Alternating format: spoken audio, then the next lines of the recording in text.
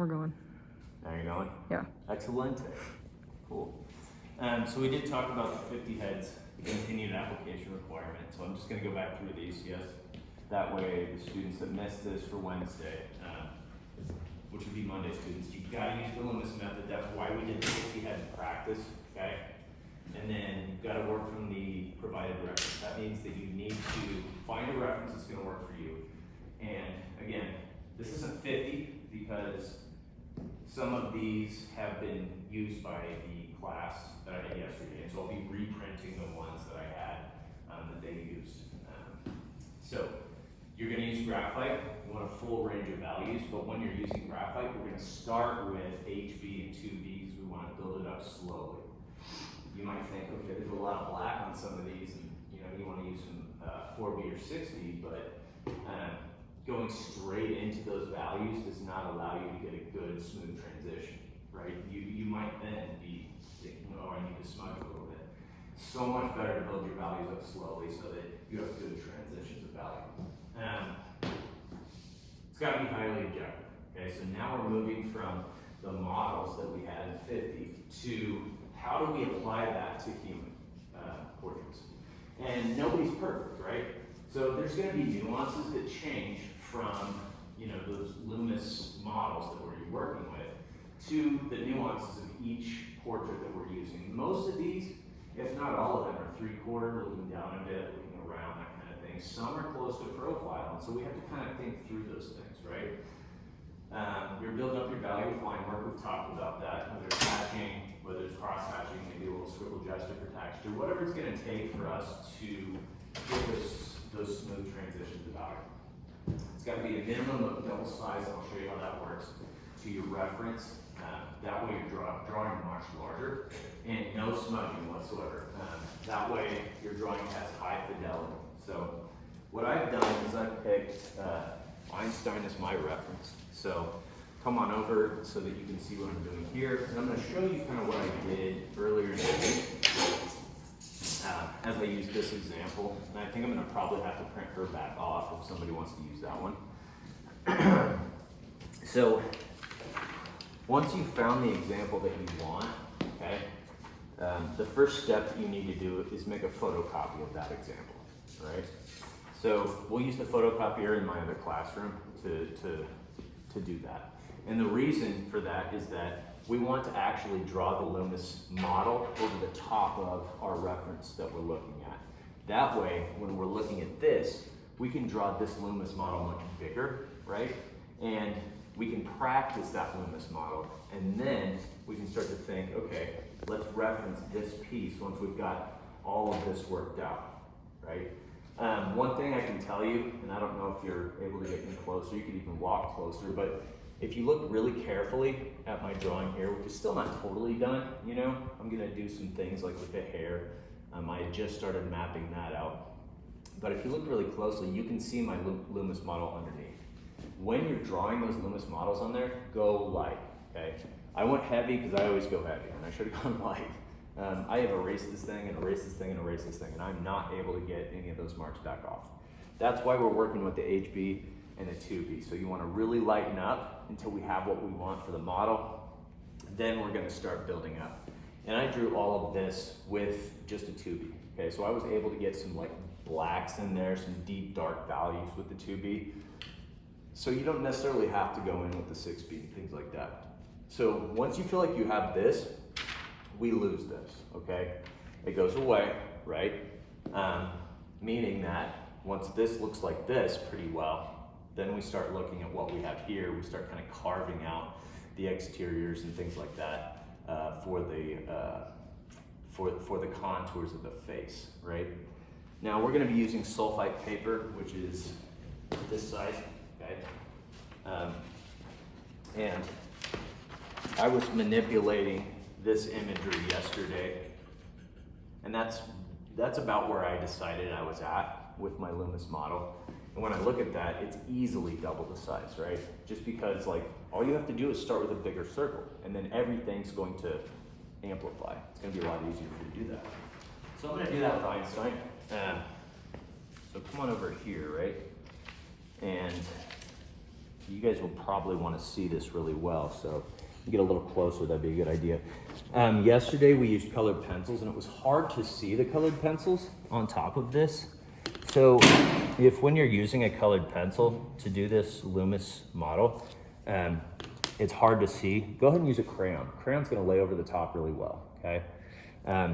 So the first thing that I'm probably gonna do, using my 2B, is I'm gonna try to figure out the cranial mass here. So for him, we wanna think about where that jaw lies inside of here. We wanna think about that cranial mass up in here. And so I'm just gonna kind of make a small version of that off to the side. And then I always like to do the ellipse for the eyes first. I just feel like that helps me create that sphere a little bit better. So when we look at his eyes, where he's looking, right? While that's a 3/4 view, doesn't really look like he's looking up or down, right? Looks like he's just kind of turned, boom, just right to the side. So that helps me a lot. That means I'm probably gonna just put an ellipse in there that's really tight. So I'm gonna drop that in about right here.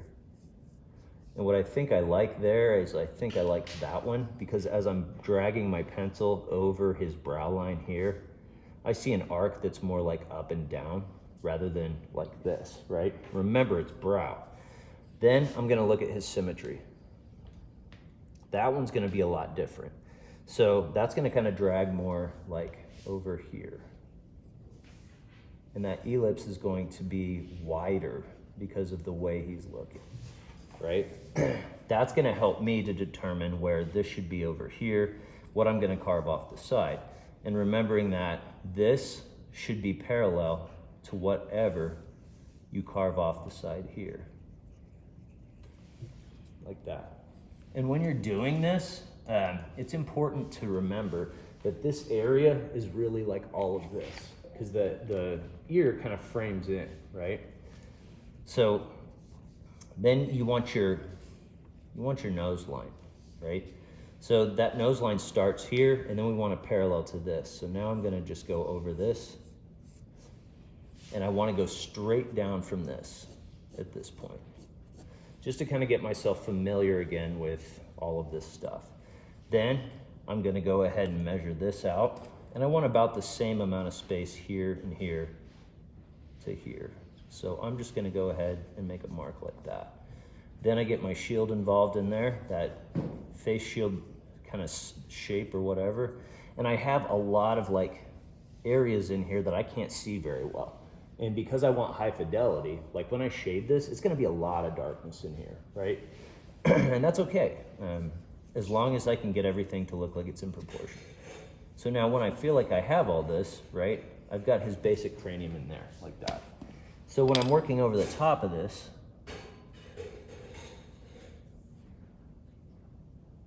I can see a portion of his ear back here, so I might bring that out a little bit. So I know that that should be up in here.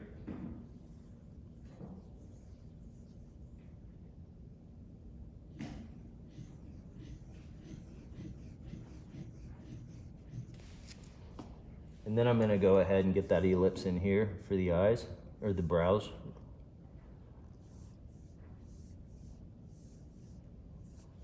And I'm gonna get that ellipse in here for the symmetry line. This is where it gets a little dicey and difficult, right? And I might go ahead and go back to my colored pencil if I feel like I can see that better.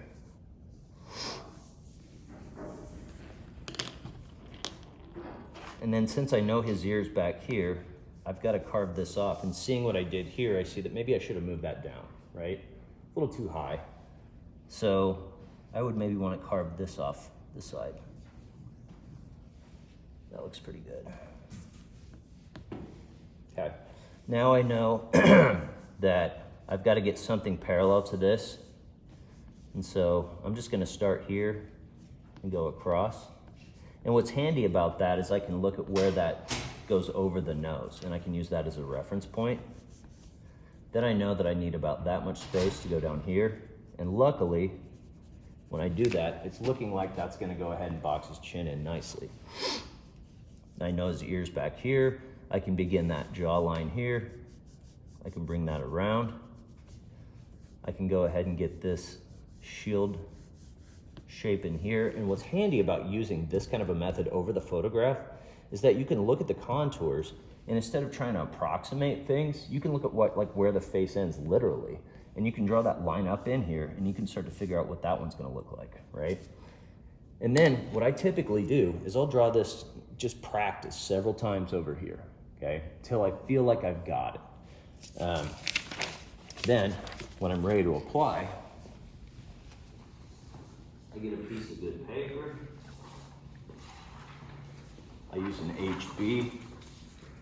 I look at this, I go super light, but what I'm gonna start with first is I'm gonna start with my circle, and I wanna make it much bigger.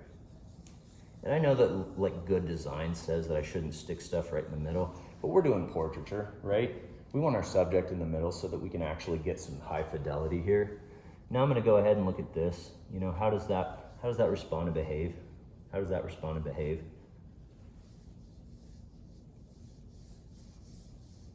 And I might erase that one off again, since that is, to me, it's kind of confusing, right? And then I'm gonna look at that relationship over here. I'm gonna go, okay, I probably need to carve off quite a bit for the side of his head. And then that's gonna help me figure out what's happening here. I'm gonna make sure that's parallel to this, very lightly. Then I'm gonna look at my symmetry line, kind of how far over that goes.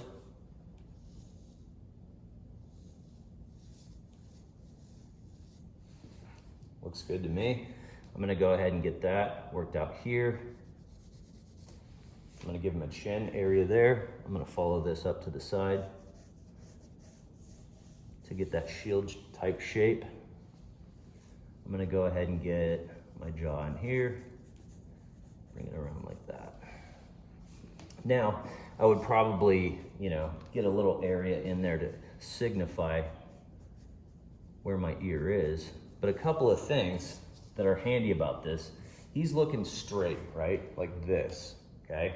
So I'm not gonna, the line that I would normally use to indicate like whether he's looking up or down is gonna be straight up and down on the side. This line back here, where that, yep, I messed that up. Where this ellipse, this would be here, where this ellipse comes around like that, this one's gonna help me indicate the flatness of the side of the head.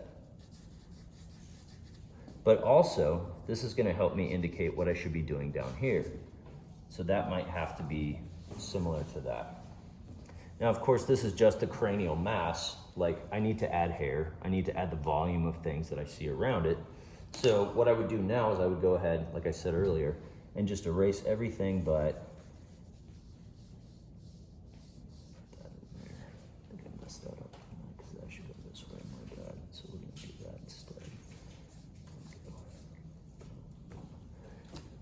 Yep, I went with the wrong one. I probably should have erased that off. There we go. Really doesn't change things that much. So at this point,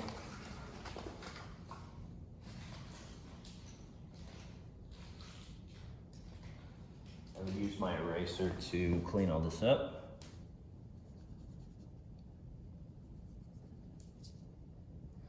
I like to leave my symmetry line in there until I'm ready to get my features on.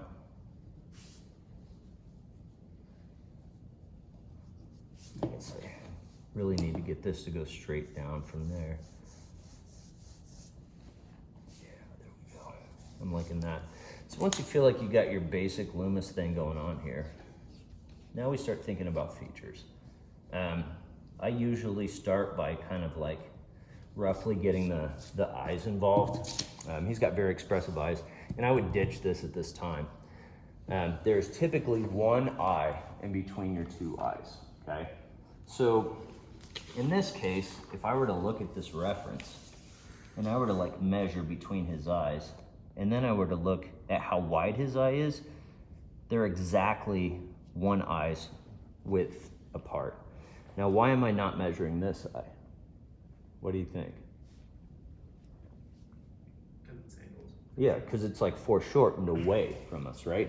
So that's going to be smaller no matter what. So that's one of those instances where we can't use a generality, right? So typically what I do to get the eye worked in there, remember this is a brow. I'm going to use this as a brow, and he has very expressive brows. So I'm going to go ahead and gently work this in. And I'm kind of using that continuous drawing exercise where I go back and forth.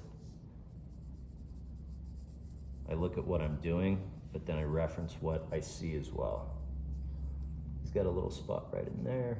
And then when I look at the basic shape of this, I may practice that for a while. Like the basic shape of that eye, it's going to be somewhat diamond shaped. And a lot of people will go in and just try to get it right the first time. But what I like to do is kind of box the eye in like that. Then I look at the spherical nature of the eye, like this. And after I've got that involved, then I start looking at, you know, where is the actual like iris and pupil gonna exist. And what I'm seeing here is that this is very, very dark, right? And I'm going lightly in here so that I can erase later. He's got a tiny, tiny little highlight in here, but I'm not gonna start shading until I feel like I have all that. So this is boxing in this inside. Then I'm gonna start adding things like the eyelids that wrap around. And obviously I chose somebody with like a lot of wrinkles and things like that, so it's gonna be a little bit difficult for me to get that in there. It's a good idea to practice those things before you get in here, right? And then once I kind of have these things worked out, then I'm gonna move down to the nose. And I usually don't shade until I have everything kind of mapped out.